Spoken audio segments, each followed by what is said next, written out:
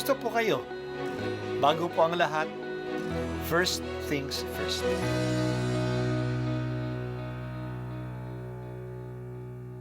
Good morning po. Sinisimulan po natin ngayon ang first things first.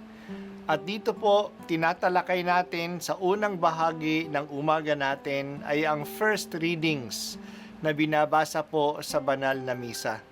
Ito pong tinatalakay natin kasi madalas po kasi marami na tayong alam tungkol sa gospel readings. Pero konti po ang nagsasalita sa first readings. Pero ang first readings, bahagi din po yan ng Biblia, ng banal na kasulatan.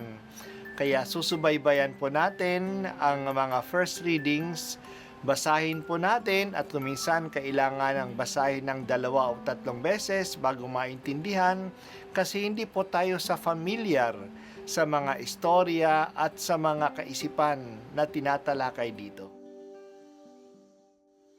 Ang pagbasa mula sa Aklat ng Karunungan. Sapagkat napag-unawa kong ako'y tao lamang, ako'y nananalangin at binigyan naman ako ng kaalaman. Tumawag ako sa Diyos at binigyan ako ng karunungan. Higit na mahalaga sa akin ang karunungan kaysa trono at setro, at mas matimbang kaysa alinmang kayamanan. Hindi ko maipagpapalit maging sa pinakamahal na alahas. Ang ginto ay katulad lamang sa buhangin kung ihahambing sa karunungan. Ang pilak na may nagmimistulang putik kapag inihambing sa kanya. Para sa akin, siya ay higit pa sa kalusugan o kagandahan. Mas gusto ko siya kaysa alinmang ilaw, sapagkat ang luningning niya ay walang pagkupas. Nang kamtan ko ang karunungan, dumating sa akin ang lahat ng pagpapala. Siya ang nagkaloob sa akin ng kayamanang walang kapantay. Ang salita ng Diyos. Salamat sa Diyos. Ano ba ang mahalaga sa buhay na handa mong iiwan ang lahat basta lang mapasayo ito? Ano ba ito?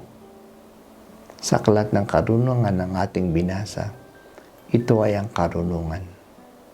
Ito'y isang katangian na kailangan natin sa buhay. Ito'y isang regalo ng Diyos at isa ring bunga ng ating pagsisikap. Dahil sa ito ay regalo, kailangan natin itong hingin sa Diyos. Pero kailangan din tayong magsikap na makamtan natin ang karunungan sa paghahanap at pagsasabuhay nito. Ang karunungan ay higit pa kaysa anong kayamanan. Mapapasama lang ang isang taong mayaman pero hangal. Marami ang napapasama sa maling paggamit ng kanilang kayamanan. Higit pa ang karunungan kaysa kalusugan at kagandahan. Kung hindi siya marunong, ang isang malusog ay madaling magkasakit.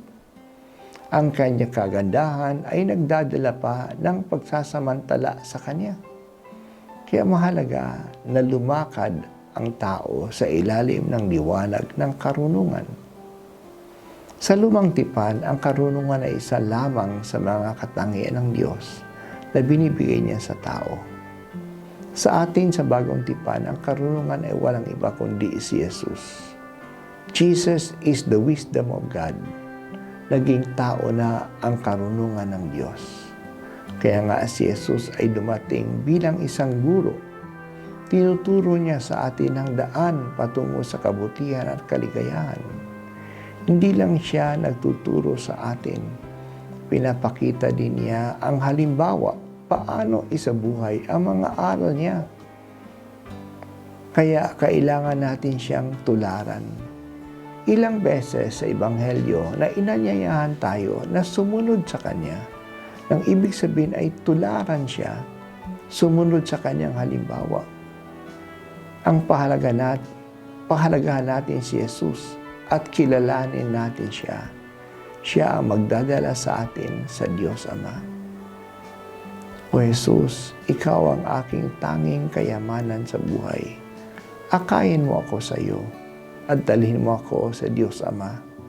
Ikaw lamang ang aking tanging yaman.